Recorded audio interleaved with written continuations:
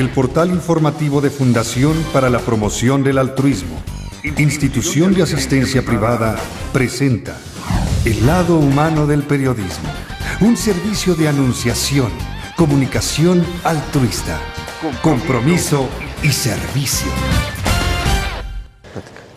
Hola, ¿qué tal? ¿Cómo están todos ustedes? Me da mucho gusto saludarles, iniciar con ustedes este 2016 y pues continuar con el cuarto año de Anunciación TV al servicio de la comunidad, dando a conocer lo que la sociedad civil organizada se propone y realiza, así como también sus propuestas que van directo a las políticas públicas y a la sociedad en general, para que prevengamos los males sociales, para que reduzcamos el daño de las causas de la pobreza y para que contengamos a la familia. Busquemos siempre la unidad de esposo con esposa, de hijos, de abuelos, y que ya no se institucionalicen más los problemas humanos, sino que aprendamos a vivir en familia y ahí resolverlos. Aprendamos como ciudadanos a dialogar con el gobierno, a ponernos de acuerdo, a tomar decisiones que siempre conquisten el bien común. Así que hoy vamos a hablar de un tema importante para comenzar este año, que es la reciente Ley de Transición Energética en México. Por fin se aprueba, la sociedad civil lo celebra y queremos entender y actualizarnos muy bien respecto de esa ley de reforma energética del 2013 con la que inició el gobierno de Peña Nieto, y después esta ley que pues a 3 años ¿no? se aprueba, que es, supongamos, o es lo que yo entiendo, para atenuar los daños que provoca la ley de reforma energética, ¿no? Pero ya nos vas a explicar tú mejor. Jorge Villarreal, analista político en clima y energía. ¿Cómo estás? Bien, Tere, muchísimas gracias y es un placer estar con ustedes en el programa. Pues mira, así como ciudadanos de a pie, atiende a nuestras inquietudes, por favor. Escuchamos quejas de distintos pobladores, de comunidades rurales especialmente, que han sido afectados por las decisiones tomadas a partir de la reforma energética. Sí. Sí, y luego también supimos de la pugna que hicieron más de 300 organizaciones para que se aprobara una ley de transición energética, correcto, porque no estaban conformes tal cual como había quedado la reforma energética. Era muy correcto, amenazante. A ver. Es correcto. Recordar que el paquete de reforma energética fue presentado cuando el presidente Peña Nieto recién comienza su administración. Te acordarás que anuncia una serie de distintas reformas estructurales, telecomunicaciones, educación, etcétera. El paquete fiscal, entre ellos el paquete de reforma energética. En un principio el paquete de reforma energética estaba concentrado solamente en el tema de hidrocarburos, es decir, en cómo modificar el esquema fiscal financiero para continuar aprovechando a más largo plazo y de mejor forma desde la perspectiva fiscal, los recursos petroleros, básicamente. Y hablaba de la apertura a la inversión extranjera. Una de las herramientas, justo lo comentas muy bien, fue aperturar el mercado en el sector hidrocarburos. La reforma energética en un inicio no contenía en la primera propuesta ningún componente de energía renovable. La energía renovable nos ayuda a diversificar las fuentes de generación de energía eléctrica para dejar de consumir petróleo, para dejar el petróleo en el suelo y utilizar el petróleo para las siguientes generaciones, para los fines que le conviene al país, como por ejemplo la petroquímica básica, es decir, la producción de todos los plásticos, de la ropa, de las cosas sintéticas. Eso es un componente importante y hay que tener en cuenta que para las futuras generaciones no podemos seguir nosotros sacando petróleo de forma indiscriminada sin pensar en qué va a pasar en el futuro en el país. Así es que había que dejarlo ahí.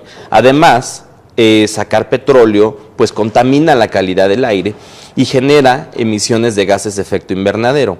La generación de gases de efecto invernadero del sector de energía y principalmente de la quema de combustibles fósiles, del petróleo y derivados, es la principal causa del calentamiento global. Por estas razones, distintas organizaciones no gubernamentales, una coalición de varias organizaciones no solamente ambientalistas, sino organizaciones que se dedicaban a temas de presupuesto, a temas de transparencia, a temas energéticos, etcétera, preocupados, hicimos distintas propuestas para que la reforma energética contuviera un componente sustentable. Primero, que contuviera el componente de electricidad, que estaba completamente fuera, y después que tuviera un componente de energías renovables y de sustentabilidad, de aprovechamiento sustentable de la energía, ¿no? ¿Ustedes piensan cuando hablan de energías renovables, en cuáles?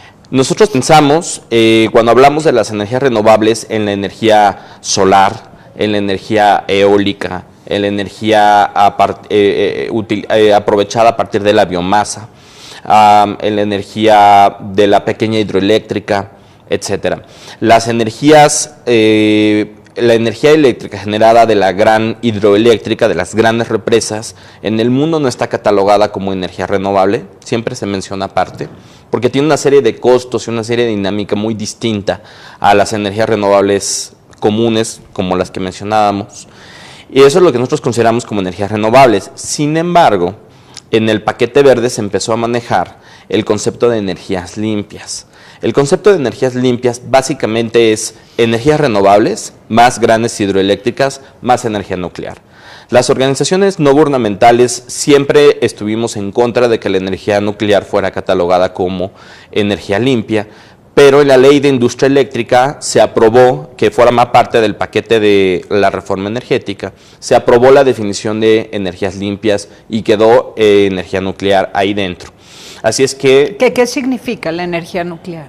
Energía nuclear, pues es la planta que nosotros tenemos, la única planta que nosotros tenemos con 2 reactores en Veracruz, la planta de Laguna Verde, que es generar energía eléctrica a través de la fusión de la fusión nuclear, ¿no? Es una energía que no emite gases de efecto invernadero, pero que tiene serios problemas ambientales en cuanto a la disposición de los residuos tóxicos nucleares generados por ese proceso. En México no tenemos procesos adecuados o mecanismos adecuados de depósito de los residuos tóxicos y además son depósitos tóxicos que tardan cientos de años en poder desaparecer del planeta, ¿no? Sí. Desintegrarse. Es un problema muy grave en el mundo, por eso el mundo está... Y que provoca está... cáncer, ¿cierto? Pues sí, claro, la exposición y el manejo no adecuado tiene una serie de problemas de salud pública y ambientales muy importantes. En ese contexto de la reforma energética, las organizaciones estuvimos empujando en el Congreso, en el gobierno federal, que se incorporara el componente de sustentabilidad ambiental en el sector energético. Por ello es que en la reforma constitucional se incorpora el mandato de que la energía tiene que ser aprovechada de forma sustentable en el componente ambiental, y de ahí eso abre la puerta para no solamente la reforma constitucional, sino un transitorio en la reforma constitucional que mandata la obligación de energías limpias más la reducción de contaminantes en el sector eléctrico. De ahí las organizaciones estuvimos empujando para que se elaborara finalmente el paquete verde de la reforma energética, que tardó, como tú bien dices, 3 años en poder aprobarse. ¿Por qué tardó 3 años? Pues porque hubo una muy fuerte oposición de parte de sectores industriales, porque la ley de transición energética, que es el principal producto, mandata entre sus puntos principales la obligación de que en el país los consumidores de energía eléctrica tienen que tener por lo menos el consumo nacional 35% de energías renovables, de energías limpias. Y entonces los sectores industriales que le están apostando al aprovechamiento del gas para generar energía eléctrica, pues ellos se opusieron argumentando que les iba a robar espacio en el mercado, que iba a incrementar además el costo de la energía eléctrica, lo que es completamente falso. Claro, ¿y qué tuvieron que hacer ustedes para persuadirlos, para explicarles bien el tema, para hacerles entrar en razón, hasta que ellos no fueran una oposición? Pues las organizaciones no gubernamentales lo que hicimos fue una campaña de difusión, una campaña en medios de comunicación. Ustedes siempre estuvieron ahí muy pendientes de los temas, además de poder presionar a los tomadores de decisión, tanto en el Congreso como en el gobierno federal, de las necesidades de aprobar un instrumento de esta materia. Un punto muy importante fue la COP21 de París, porque la ley de transición energética, al dejar de utilizar combustibles fósiles para generar energía eléctrica, lo que hace es reducir las emisiones de gases de efecto invernadero en el sector. Y como mencionábamos, el 67.3% de las emisiones de gases de efecto invernadero que genera el país, de acuerdo a los datos de la Quinta Comunicación Nacional de Cambio Climático, son producidos por el sector energético, el 22% por el sector eléctrico en particular. Esta ley de transición energética tiene el potencial de reducir emisiones más o menos entre 140 millones de toneladas, entre 115 y 140 millones de toneladas de CO2 equivalente. ¿140 es mucho o es poco? 140 es más o menos la mitad del total de las emisiones que México tiene que reducir para que cumpla su meta de reducción de emisiones del 30% al 2020 establecida en la Ley General de Cambio Climático. Más o menos las emisiones del país estarán en unas 700 millones de toneladas, las emisiones totales. La ley de transición energética, al dejar de utilizar el combustible fósil para generar energía eléctrica más el componente de eficiencia energética, tiene un potencial para reducir hasta 140 millones de toneladas, lo que coloca a México en el escenario, digamos, mundial de los acuerdos para poder reducir las causas del calentamiento global, en este caso las emisiones de gases de efecto invernadero. Entonces la presión que nosotras las organizaciones hicimos en función de que México cumpliera con sus compromisos internacionales y con la Ley General de Cambio Climático en el marco de la COP21 de París, pues ayudó mucho para que el gobierno federal y el Congreso pudieran por fin aprobar la ley de transición energética, que me gustaría describirte en 5 puntos. Sí, por supuesto. Vamos a un corte y nos la describes, que nos interesa muchísimo. Gracias. Y también que nos confieses ventajas y desventajas. Por supuesto. ¿No? Porque ha de haber pues un sacrificio que nos implica a todos, ha de haber un esfuerzo que nos implica a todos. Y algunos podrían decir, bueno, eso es una desventaja, pero es en un tiempo, porque a mediano y largo plazo es una ventaja para todos. Por supuesto. Vamos y volvemos.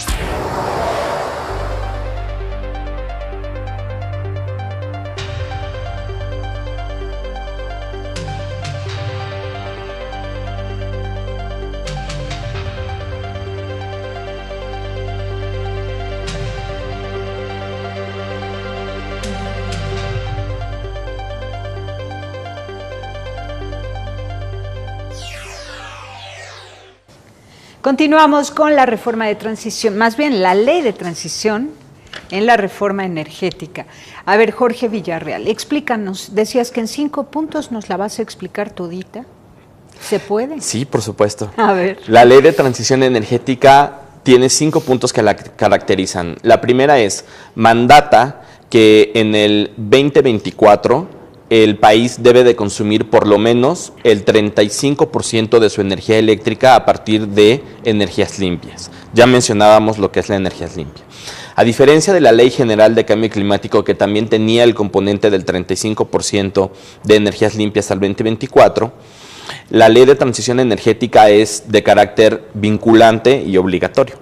Entonces, esto ya es una obligación de país y por ser una obligación establece una ruta para poder alcanzar ese 35% y establece los mecanismos financieros, fiscales, económicos, etcétera, de política pública, normativos, para poder alcanzar justamente ese 35%. El segundo componente importante es que establece un programa nacional de redes eléctricas inteligentes. Uno de los principales problemas que había enfrentado la energía renovable para poder potenciar su desarrollo en el país era que las características del sistema eléctrico no permitían su aprovechamiento. ¿Por qué? Porque el sistema eléctrico en México, en el componente de transmisión y distribución, es decir, una vez que se genera la energía, cómo tú la transmites para que llegue a tu casa, todo eso es un proceso de transmisión y distribución. Esas torresotas que vemos en la calle, o por ejemplo en Iztapalapa, o todas las avenidas de las torres en este país, sí. Tienen torres de transmisión. Y además los postes, eso es el componente de distribución. La energía renovable se desarrollaba en lugares en donde no estaban conectadas las redes y para poder aprovechar un nodo o un centro de producción de energía renovable tenías que construir una red de transmisión para poder sacar esa energía, lo que encarecía los costos. Ahora, ya en el escenario de mercado, con la reforma energética, la ley de industria eléctrica, más este componente del Programa Nacional de Energía de Redes Eléctricas Inteligentes, se mandata la elaboración de una ruta para que se cubran los distintos puntos importantes de producción de energía renovable, de energía limpia en el país, lo que va a facilitar su aprovechamiento. 3, aprovecha de mejor forma la eficiencia energética. La eficiencia energética es uno de los grandes temas en este país. Refiere a cómo aprovechamos de mejor forma el consumo de energía eléctrica en nuestras casas, en la industria, en los procesos comerciales, etcétera. La eficiencia energética es muy importante, no solamente por el potencial de mitigación, que es más o menos de 50 millones de toneladas de gases de efecto invernadero, sino también porque te reduce costos. Al dejar de consumir, al sustituir, por ejemplo, tus focos, al apagar tus aparatos, al desconectarlos, al utilizar de mejor forma y más eficiente la energía eléctrica en tu casa, pues eso te reduce de manera considerable el consumo. Cuando sumamos todos esos esfuerzos individuales, más los programas y paquetes de eficiencia energética en la industria, pues sí es una reducción muy importante del consumo de combustibles fósiles. La ley de transición energética fortalece los programas de eficiencia energética y además fortalece incluso sanciones para quien no cumpla los mandatos y los programas establecidos, las normas establecidas existentes, más las nuevas creadas a partir de la ley las que se crearán a partir de la ley de transición energética. El cuarto componente aprovecha de forma muy importante generación distribuida. Generación distribuida en el sector eléctrico permite que tú en tu casa, nosotras podamos utilizar energía renovable en nuestra casa, ¿no? Es decir, podamos instalar techos solares, por ejemplo. Instalar techos solares lo que va a hacer es dejas de depender necesariamente del mercado y del consumo de la gran generación de energía eléctrica para que tú tengas tu propio abastecimiento en tu consumo del hogar. Pero además, la ley de transición energética mandata la elaboración de un programa para reorientar los subsidios a tarifas eléctricas que en un 80% actualmente se generan con combustibles fósiles, para que ese dinero de las tarifas eléctricas vaya destinado a la instalación de paneles solares en los hogares. en México. Eso es importante porque no Muy solamente importante. reducimos la carga fiscal, que en este momento ronda alrededor de los 100,000 millones de pesos. Nada más para darnos una idea, 100,000 millones de pesos es mucho o es poco. El recorte presupuestal de Hacienda son 140,000 millones de pesos. 100,000 millones ayudaría bastante a sanear las finanzas públicas. Bueno, parte de esos 100,000 millones lo pasas a fondo perdido para la instalación de estos paneles solares en tus hogares con excedentes, para que tú no solamente cubras tu consumo, sino también puedas vender a la red. Con esa venta de la red, tú además vas a poder cubrir los costos de manutención de todo el sistema eléctrico y reduces la carga en el sistema completo, pero además reduces la obligación del Estado de poder estar financiando, subsidiando tu energía eléctrica. Yo, por ejemplo, que vivo aquí en la Ciudad de México, tengo un subsidio del 75% en mi recibo de luz, de lo que realmente cuesta la energía eléctrica al propio sistema. Estoy seguro que también en tu casa tendrás un subsidio bastante importante. Entonces, reducir esos subsidios es importante para las finanzas, pero también para el propio sistema eléctrico y no distorsionar entonces el mercado. No va a haber un costo adicional en el pago de la energía eléctrica para la gente. ¿Por qué? Porque el panel solar va a hacer que tú produzcas tu energía, que produzcas consumo, pero además puedes vender. Pero uno paga porque le pongan el panel solar. La Ley de Transición Energética mandata un programa en donde el gobierno te ayuda a que te da el dinero para que tú puedas instalar tu panel solar en tu casa. ¿Y son distintas empresas las que ya están proveyendo el panel solar? Hay pocas empresas Ese es un mexicanas gran que problema. proveen el panel solar, pero cada vez más hay una preocupación y además una ocupación del sector empresarial de generar las cadenas de valor, que ese es otro de los componentes de la Ley de Transición Energética. Un quinto componente tiene que ver con elaborar un programa nacional de cadenas de valor, es decir, en el caso de los paneles solares, que exista no nada más la instalación en tu casa, sino que exista la empresa que está construyendo el panel solar, que existan las empresas que te van a instalar el panel solar, que los componentes que tú utilizas, los cables, los circuitos y todo eso, sean componentes nacionales y que exista la generación de empleo a raíz de la generación de ese 35% de energía limpia en el país. Se estima que el potencial en materia de empleos son 200,000 empleos directos y permanentes. Pero además más o menos unos 200 y 300,000 empleos indirectos adicionales, cumpliendo la meta del 35%. ¿Esos 500,000 empleos son mucho o son poco? Bueno, la industria automotriz, que es el sector más grande industrial en este país, tiene 500,000 empleos totales. CFE tiene 120,000. Entonces, la generación de 200,000 empleos directos y permanentes sí es algo. Y son empleos verdes, porque son empleos de un sector que está ayudando a reducir las emisiones de gases de efecto invernadero, a reducir la presión que tiene el propio sistema eléctrico de depender de la volatilidad del mercado de petróleo internacional, de la volatilidad incluso del gas, para que si el gas se incrementa exorbitantemente en un futuro o el petróleo igual, la energía eléctrica no dependa en su costo de la volatilidad del mercado, sino tenga costos fijos, porque la energía renovable tiene un costo marginal cero. ¿Qué quiere decir esto? Una vez que la instalas, ya no tiene costo, porque nada más tiene un costo marginal, o sea, menor en el mantenimiento, pero ya no hay compra de combustible. Claro, sí, se entiende perfecto. Ahora, aquí la mejor noticia es que se va a generar empleo. Sí. Junto con que los jóvenes emprendedores podrán ya aprender la tecnología para hacer paneles solares y comenzar a instalar. Correcto. ¿No? Hay un ¿Quién componente, enseña en México a esa técnica, esa tecnología? Pues hay un componente de investigación y desarrollo tecnológico también en la Ley de Transición Energética. Mencioné los 5 puntos más importantes, pero hay una serie de instrumentos fiscales y financieros, el Fondo de Transición Energética, desarrollo de investigación y ciencia, desarrollo tecnológico. Hay una serie de componentes y instrumentos muy importantes en la Ley de Transición Energética que coadyuvan justamente a cubrir todas las necesidades que se requiere para desarrollar un sector económico, un sector industrial en el país, en este caso de energías renovables. Bueno, ahora después de este corte te voy a pedir que nos expliques qué va a pasar con esta energía nuclear que persevera en la letra, al menos de la ley, ¿no? Sí. Que se valida como una energía limpia y que es muy peligrosa en el estado de Veracruz. ¿Qué se dice comparativamente con las otras fuentes de energía limpia y renovable? Si eso puede ir a la quiebra por sí mismo o si hay que pugnar socialmente para que desaparezca. Correcto. Y luego, pues mucho más al detalle, ¿no? ¿Qué podemos hacer nosotros ya desde este momento para coadyuvar al cumplimiento de esta ley de transición energética? Con mucho Volvemos. gusto.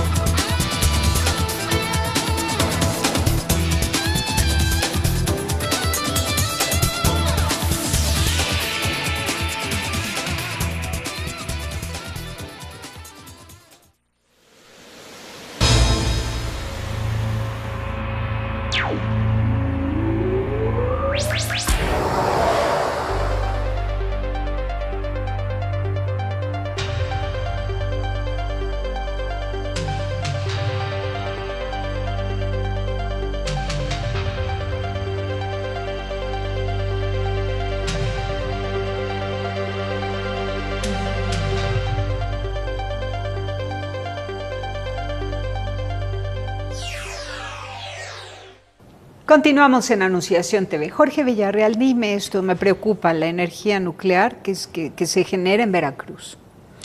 Tenemos una planta que tiene una capacidad instalada de 1.2 gigawatts. Genera más o menos el 4% del total de la energía eléctrica en el país. Esta planta ha sido pues objeto de debate y polémica desde su instalación, desde su planeación. Pues la planta se empezó a programar desde los 80s, desde inicios de los 80s, y se instaló, si no mal recuerdo, en 1990. Puedo estar equivocado porque ahorita no tengo el número, pero creo que más o menos en 1990 o más tarde, porque se tardaron muchos años adicionales de lo que había estado presupuestado y planeado originalmente para su instalación. Como mencionábamos, hay un problema que refiere a la disposición de los residuos de la generación de la energía nuclear. La energía nuclear es básicamente aprovechar, digamos, a través de un proceso de fusión de átomos, esa energía generada quema agua, bueno, genera vapor, que a su vez genera energía eléctrica. La disposición justo de ese proceso de fusión, de esos residuos, de esa agua ya contaminada, eso es parte del problema no solamente en México, sino en el mundo entero. Ese problema de la disposición de los recursos fue lo que en Alemania, por ejemplo, generó el movimiento verde, ¿no? El Partido de los Verdes, que sí es un partido verde de verdad, fue detonado justo a partir de las movilizaciones de un tren que circulaba con residuos tóxicos a partir de las plantas nucleares, y los ciudadanos se opusieron a que el tren pasara por un cierto lugar e instalar esos depósitos en una localidad. A partir de ahí surgió el movimiento ambiental en Alemania, por ejemplo, que es uno de los casos paradigmáticos en el mundo.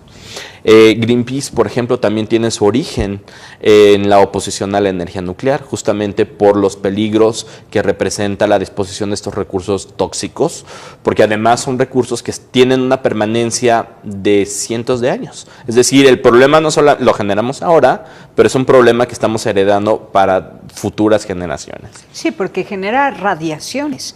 Es en correcto. La frontera norte de México con Estados Unidos había basureros nucleares, Sí. y hubo una generación de niños de entre el año 90 y 95 que nacieron sin cerebro, con espina bífida, con mielomeningocele, terrible, por la emanación de las láminas de cobalto de los botes de basura que se hicieron precisamente con desperdicio de basureros nucleares. Claro, parte de esos problemas son los que se tienen que atender necesariamente, y el componente de la energía eléctrica en función del sistema eléctrico está regulado en la Ley de Industria Eléctrica. En la Ley de Transición Energética, la Ley de Transición Energética no es una ley de mercado, por ejemplo, sino es una ley como la Ley de Industria Eléctrica, sino es una ley de política pública. Y esta ley de política pública atiende los componentes de reducción de emisiones de gases de efecto invernadero y de sustentabilidad ambiental, pero no atiende de manera concreta el componente de energía nuclear. Las organizaciones vamos a dar seguimiento muy puntual al tema, como se ha venido haciendo en los últimos años, pero no nos preocupa tanto el desarrollo de energía nuclear adicional por los costos que representa la energía nuclear ahorita en el mundo y O en sea México. que se va a ir a la quiebra solito. No tiene ninguna viabilidad financiera. Desarrollar un proyecto de energía nuclear requiere en cualquier parte del mundo una muy fuerte inversión de dinero público. Tiene que ser además un proyecto subsidiado. En un marco de mercado eléctrico como el que ya existe en el país, un proyecto subsidiado de energía eléctrica ya simplemente no es posible, porque la ley y el mercado te lo impiden. En ese sentido, si CFE o cualquier otra empresa quisiera desarrollar un proyecto de energía nuclear, el costo es más o menos de unos $400 el megawatt hora. ¿Eso es mucho o es poco? El costo de generar energía eléctrica con gas, por ejemplo, con gas natural, las plantas de ciclo combinado que ahora cada vez acaparan más componente de la generación eléctrica en México, ronda más o menos entre los $58 y $64 el megawatt hora. La energía eólica, en promedio en el país, tiene un costo de entre 58 también 64, muy competitivo con el gas. Energía solar a nivel distribuido, por ejemplo, tiene un costo más o menos de 100, 110, 120. Entonces, competir en un mercado ya abierto de energía eléctrica, un proyecto de energía nuclear con un proyecto de solar o de mini hidráulica o de gas natural, pues Es absurdo, no viene al caso. Pero además nadie lo va a financiar, y en términos de mercado, como tienes que tú vender la electricidad, haces una planta para generar electricidad, para vender electricidad. No hay ninguna otra utilidad. Entonces, pues ya no hay ninguna viabilidad. Hay un componente establecido ya desde hace varios años que además retoma la Ley de Industria Eléctrica en materia nuclear, que es la repotencialización de los 2 reactores existentes. Repotencialización es ajuste de los reactores existentes, no es capacidad adicional.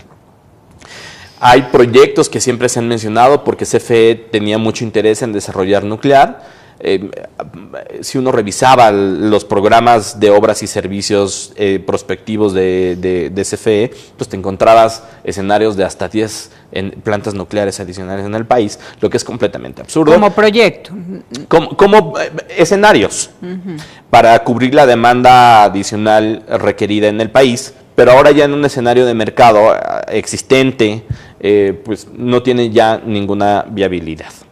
Y dime, ¿cualquiera puede producir energía y venderla a sus vecinos? Ahora, en el nuevo marco de energía eléctrica, sí. Ya cualquiera puede producir energía y venderla a sus vecinos. Digo, hay una serie de componentes técnicos, hay una serie de componentes normativos que hay que seguir, pero ya lo puedes hacer a diferencia de hace 2 años. Y la ley de transición energética justamente lo que busca es generar las condiciones en el país para que cada vez sea la generación distribuida, la generación individual, la que abastezca principalmente el sector residencial. En Alemania, por ejemplo, hay momentos en que los picos de energía, hasta el 70% de toda la generación eléctrica se abastece con energía renovable. Entre el 30 y el 40% del total de la energía renovable en Alemania es generada a través de la generación distribuida, a través de los hogares y de los techos de las y los ciudadanos alemanes. Eso es un esquema que a las organizaciones nos interesa mucho poder replicar aquí en el país, y la ley de transición sí te da esas facultades. Y los inviernos tan fríos que son en Europa, tan nublados, y aún así captan la energía. Tienes total razón. El promedio de irradiación solar en México está más o menos por el 0.6 ahorita se me olvidó el nombre, digamos, el 0.6 kilómetros cuadrados. Bueno, la irradiación solar aquí en México. Sí, es difícil, ¿eh? No, lo debo de tener aquí en la mente todo el tiempo, pero comparativamente con países fríos y nublados, mira, ¿no? Alemania está en la misma línea, digamos, que un país como Alaska, en cuanto a irradiación solar. Y aún así, cerca del 70% en un día de verano es aprovechado solamente con energía solar en todo el abastecimiento energético. En México nosotros tenemos un potencial muchísimo mayor de irradiación solar que el que tiene Alemania. Sí, casi el 80% del año es soleado.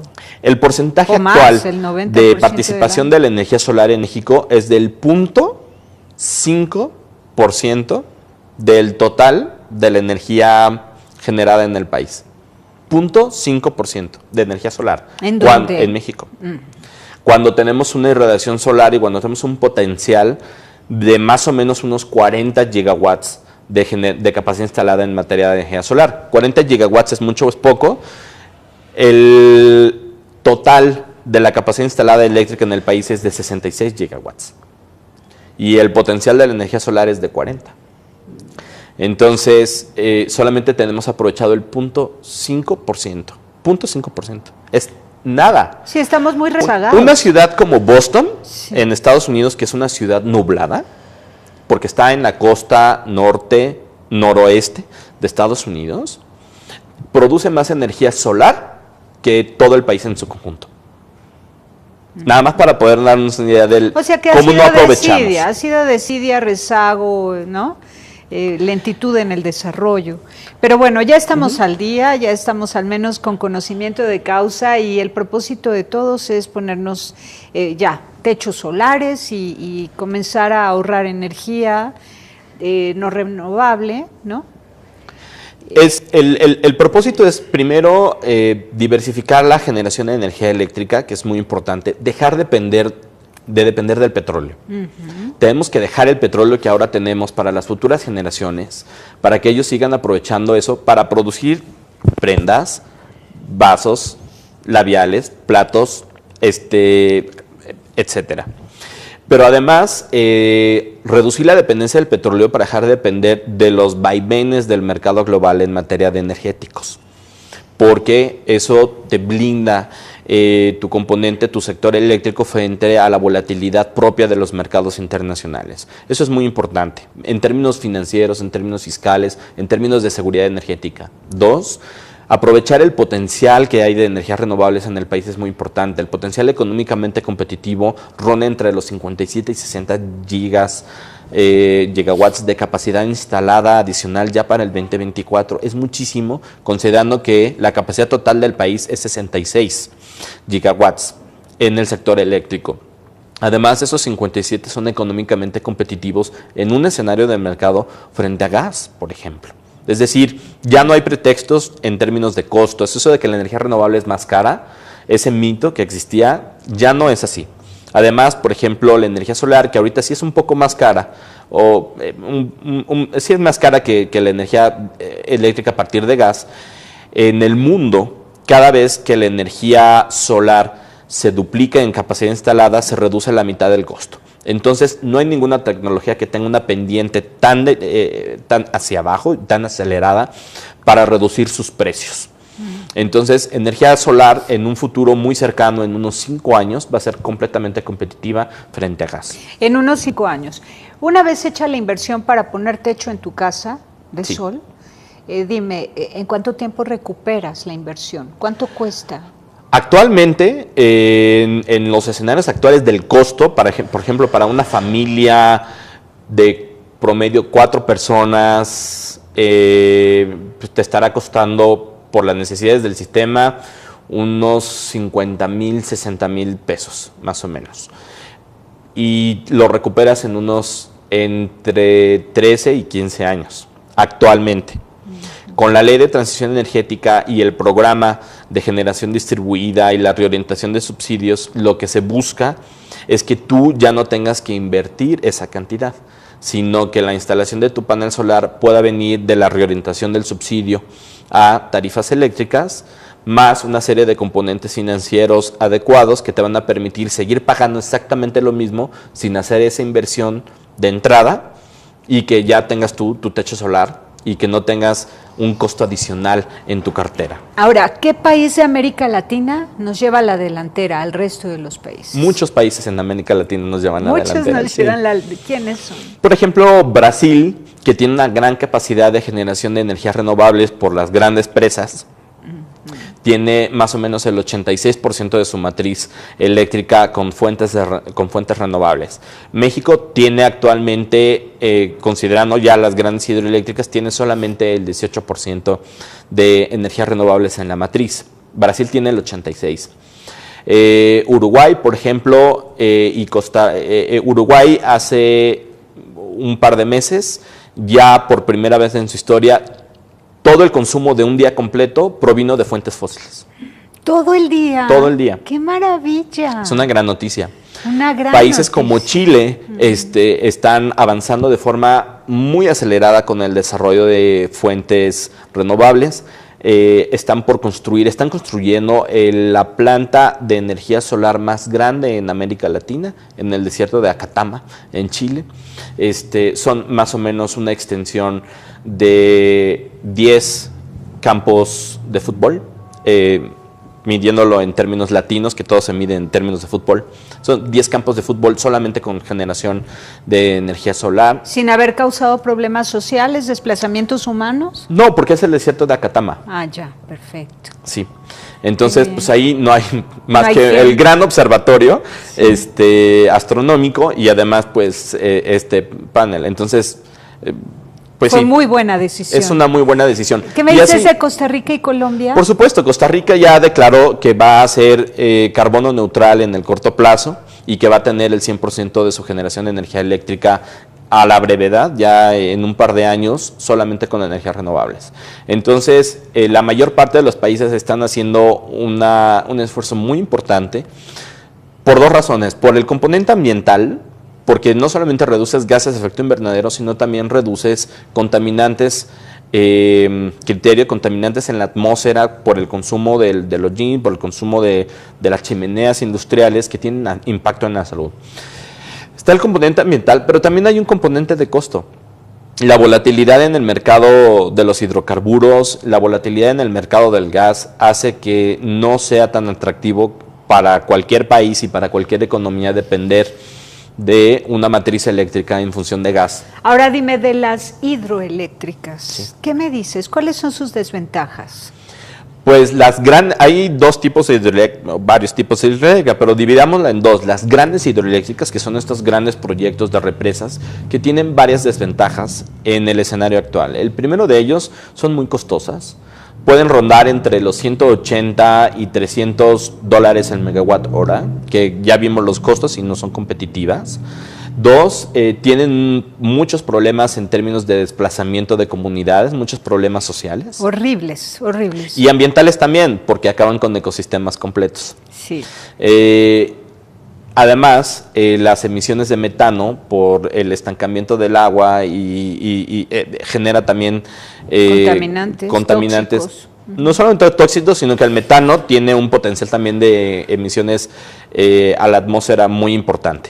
Entonces, no son viables en términos económicos, sociales y ambientales desde la perspectiva de las organizaciones. ¿Y qué dice esta ley de transición energética al respecto? La ley de transición energética no excluye a las grandes hidroeléctricas de ser energías limpias, porque eso está establecido en la ley de industria eléctrica. La ley de transición energética, para no pelearse o para no tener contradicciones legales y jurídicas con las leyes anteriores, con la ley de industria eléctrica, conserva la injusticia. Aprobada, conserva la definición en el entendido de que no la promueve porque en términos ya de mercado, incluso las corridas financieras para las grandes hidroeléctricas ya no son viables. Es decir, por supuesto que las organizaciones ambientales le dan un seguimiento muy importante, y son las que más dan seguimiento incluso a los impactos ambientales y sociales de las grandes hidroeléctricas, sí, pero en términos ya de mercado no son tan preocupantes. Es más o menos un escenario muy similar al de la nuclear. Se van a la quiebra, ¿no? Se van a ir a la quiebra. Ya actualmente los proyectos, por ejemplo, Las Cruces, que ya estaba súper cerrado el proyecto, que ya estaban por construirlo, que habían puesto la primera piedra. Y lograron perder, o sea, perdió el proyecto porque la sociedad se defendió muy bien. No solamente porque la sociedad se defendió, que no dejo de reconocer la virtud y la importancia del componente social, pero también por una cuestión financiera, porque ya no son viables para CFE esos proyectos. Entonces, sí hay que darle seguimiento a los proyectos existentes, pero se prevé que la instalación de los nuevos proyectos ya no vaya a ser atractiva porque no tiene viabilidad financiera. Entonces, ahora, con el anuncio que acaba de hacer la Secretaría de Energía para descomponer, descentralizar en distintos componentes, valga la redundancia, CFE, pues CFE ya como una empresa, sí es una empresa pública, pero es una empresa que tiene que sanear su propia finanza, que actualmente está en números rojos, no tiene ningún incentivo financiero para poder hacer un proyecto de gran hidroeléctrica. Ah, qué bueno, porque además socialmente es un atentado terrible. Socialmente es pero entonces, un tema en muy sustitución sensible. De una gran hidroeléctrica, ¿qué es lo que se propone?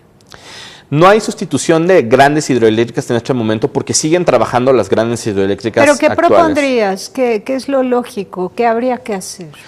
Lo que hay que hacer como país en sustitución de las plantas de combustóleo, de las plantas carboeléctricas que son altamente contaminantes, y para dejar de utilizar la energía, la gran hidroeléctrica, aprovechar cada vez más el viento y el sol. Muy bien. Y la pequeña hidroeléctrica, que es muy importante también. Cuéntanos alguna historia de países en donde en otros tiempos, en los años 1700, 1800, se usaban los molinos de viento. Pues Holanda. O los molinos de agua también en algún riachuelo, ¿no? Sí, digo, todos tenemos estas imágenes sí, claro. De películas, Sí. De cómo se usaban los molinos de viento para triturar. Pues eso es justamente el aprovechamiento de la fuerza hidráulica. Ahora la fuerza hidráulica, justamente de las corrientes del río, de las caídas de los ríos, de las vertientes que pasan no afectan en nada. No afectan en nada porque son pequeñas turbinas. Bueno, esas pequeñas turbinas, hay un impacto, pero es un impacto que tienes que medir y que tienes que valorar también en conjunto con la comunidad, porque sí lo mandata la ley de industria eléctrica, con los nuevos instrumentos de impacto social. O la evaluación de impacto social, que es un instrumento ya aprobado en el paquete de reforma y establecido en la ley de industria eléctrica. Pero bueno, no es el impacto de una gran hidroeléctrica que desaparece pueblos enteros. Sí, ¿no? claro. Ahora dime, ¿qué profesionistas necesitamos para poder llevar a cabo esto? Yo no veo que abunden los medioambientalistas tal cual, que sean profesionales, ¿no?, de la instalación de estos paneles solares o de hacer molinos de viento o de dar mantenimiento a un molino de estos de los riachuelos? O sea, no tenemos gente que haga todo esto. No hay cuadros y eso es... ¿Qué debían haber estudiado ustedes, jóvenes? Ingeniería eléctrica. Ingeniería eléctrica, y no es una carrera muy... Sí, es una carrera, pero digamos, la ingeniería eléctrica estaba enfocada al aprovechamiento de fuentes fósiles.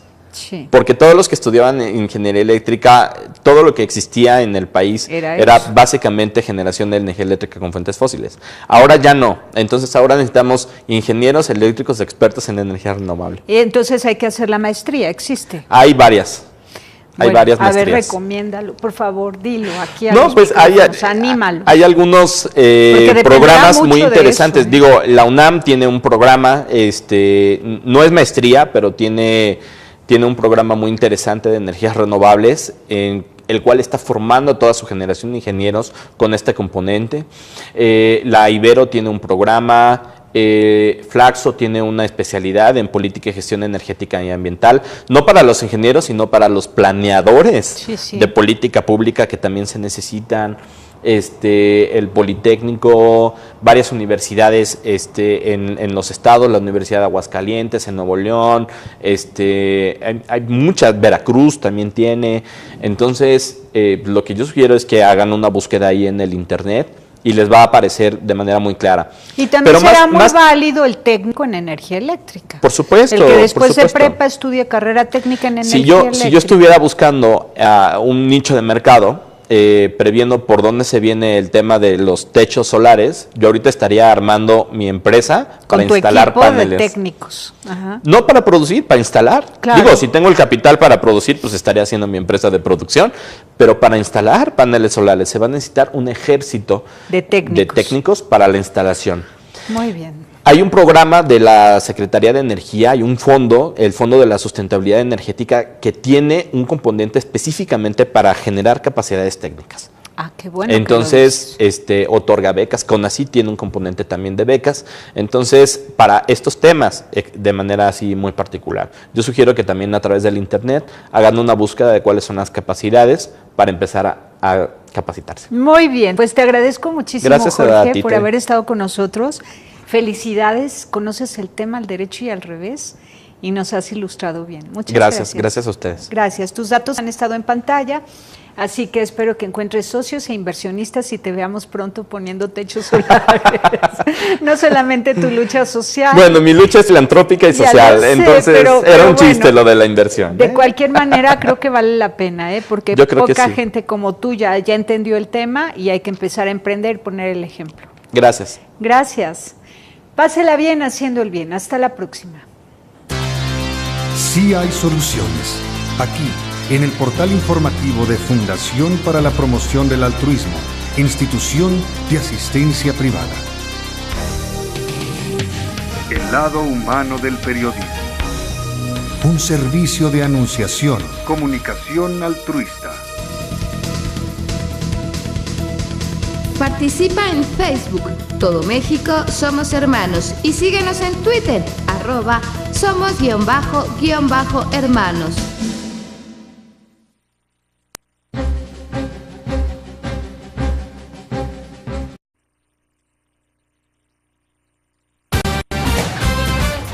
El portal informativo de Fundación para la Promoción del Altruismo, Institución de Asistencia Privada, presenta El lado humano del periodismo.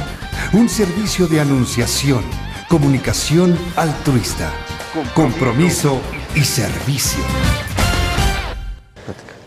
Hola, ¿qué tal? ¿Cómo están todos ustedes? Me da mucho gusto saludarles, iniciar con ustedes este 2016 y pues continuar con el cuarto año de Anunciación TV al servicio de la comunidad, dando a conocer lo que la sociedad civil organizada se propone y realiza, así como también sus propuestas que van directo a las políticas públicas y a la sociedad en general, para que prevengamos los males sociales, para que reduzcamos el daño de las causas de la pobreza y para que contengamos a la familia. Busquemos siempre la unidad de esposo con esposa, de hijos, de abuelos, y que ya no se institucionalicen más los problemas humanos, sino que aprendamos a vivir en familia y ahí resolverlos. Aprendamos como ciudadanos a dialogar con el gobierno, a ponernos de acuerdo, a tomar decisiones que siempre conquisten el bien común.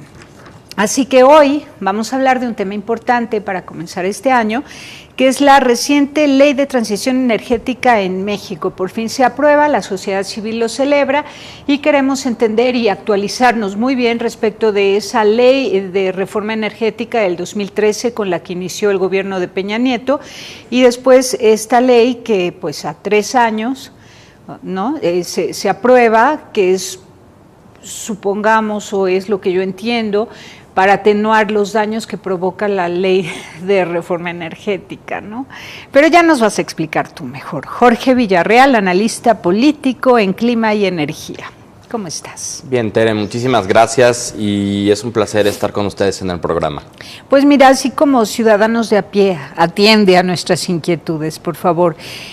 Escuchamos quejas de distintos pobladores, de comunidades rurales especialmente, que han sido afectados por las decisiones tomadas a partir de la reforma energética. Sí. Sí, y luego también supimos de la pugna que hicieron más de 300 organizaciones para que se aprobara una ley de transición energética, correcto, porque no estaban conformes tal cual como había quedado la reforma energética. Era muy correcto, amenazante. A ver. Es correcto. Recordar que el paquete de reforma energética fue presentado cuando el presidente Peña Nieto recién comienza su administración. Te acordarás que anuncia una serie de distintas reformas estructurales, telecomunicaciones, educación, etcétera. El paquete fiscal, entre ellos el paquete de reforma energética. En un principio el paquete de reforma energética estaba concentrado solamente en el tema de hidrocarburos, es decir, en cómo modificar el esquema fiscal financiero para continuar aprovechando a más largo plazo y de mejor forma desde la perspectiva fiscal, los recursos petroleros, básicamente. Y hablaba de la apertura a la inversión extranjera. Una de las herramientas, justo lo comentas muy bien, fue aperturar el mercado en el sector hidrocarburos. La reforma energética en un inicio no contenía en la primera propuesta ningún componente de energía renovable. La energía renovable nos ayuda a diversificar las fuentes de generación de energía eléctrica para dejar de consumir petróleo, para dejar el petróleo en el suelo y utilizar el petróleo para las siguientes generaciones, para los fines que le conviene al país, como por ejemplo la petroquímica básica, es decir, la producción de todos los plásticos, de la ropa, de las cosas sintéticas. Eso es un componente importante y hay que tener en cuenta que para las futuras generaciones no podemos seguir nosotros sacando petróleo de forma indiscriminada sin pensar en qué va a pasar en el futuro en el país. Así es que había que dejarlo ahí. Además, sacar petróleo pues contamina la calidad del aire y genera emisiones de gases de efecto invernadero. La generación de gases de efecto invernadero del sector de energía y principalmente de la quema de combustibles fósiles, del petróleo y derivados, es la principal causa del calentamiento global.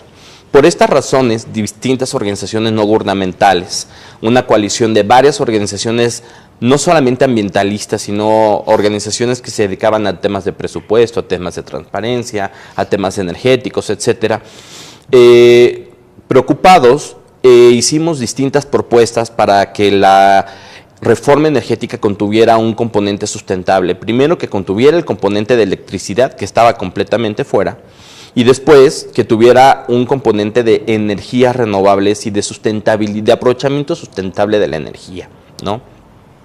¿Ustedes piensan cuando hablan de energías renovables, en cuáles? Nosotros pensamos, cuando hablamos de las energías renovables, en la energía solar, en la energía eólica, en la energía aprovechada a partir de la biomasa, en la energía de la pequeña hidroeléctrica, etcétera. Las energías, la energía eléctrica generada de la gran hidroeléctrica, de las grandes represas, en el mundo no está catalogada como energía renovable, siempre se menciona aparte, porque tiene una serie de costos y una serie de dinámica muy distinta a las energías renovables comunes, como las que mencionábamos, y eso es lo que nosotros consideramos como energías renovables. Sin embargo, en el paquete verde se empezó a manejar el concepto de energías limpias. El concepto de energías limpias básicamente es energías renovables, más grandes hidroeléctricas, más energía nuclear. Las organizaciones no gubernamentales siempre estuvimos en contra de que la energía nuclear fuera catalogada como energía limpia, pero en la ley de industria eléctrica se aprobó, que forma parte del paquete de la reforma energética, se aprobó la definición de energías limpias y quedó energía nuclear ahí dentro. Así es que... ¿Qué significa la energía nuclear? Energía nuclear, pues es la planta que nosotros tenemos, la única planta que nosotros tenemos con 2 reactores en Veracruz, la planta de Laguna Verde, que es generar energía eléctrica a través de la fusión de la fusión nuclear, ¿no? Es una energía que no emite gases de efecto invernadero, pero que tiene serios problemas ambientales en cuanto a la disposición de los residuos tóxicos nucleares generados por ese proceso. En México no tenemos procesos adecuados o mecanismos adecuados de depósito de los residuos tóxicos y además son depósitos tóxicos que tardan cientos de años en poder desaparecer del planeta, ¿no? Sí. Desintegrarse. Es un problema muy grave en el mundo, por eso el mundo está... Y que provoca está... cáncer, ¿cierto? Pues sí, claro, la exposición y el manejo no adecuado tiene una serie de problemas de salud pública y ambientales muy importantes. En ese contexto de la reforma energética, las organizaciones estuvimos empujando en el Congreso, en el gobierno federal, que se incorporara el componente de sustentabilidad ambiental en el sector energético.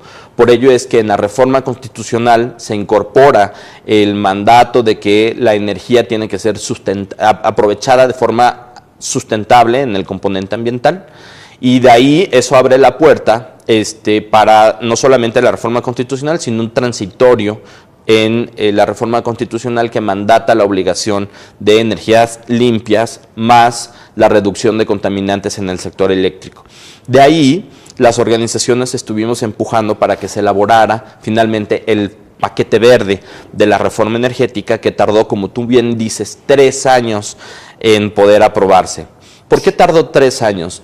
Pues porque hubo una muy fuerte oposición de parte de sectores industriales, porque la ley de transición energética, que es el principal producto, mandata entre sus puntos principales la obligación de que en el país los consumidores de energía eléctrica tienen que tener por lo menos el consumo nacional 35% de energías renovables, de energías limpias.